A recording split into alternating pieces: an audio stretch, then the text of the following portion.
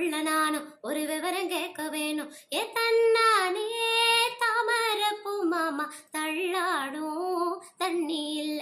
ஏ தாமர பூத்திடுச்சு மாமா தாவணி வாங்கி வாங்க. ஊரெல்லாம்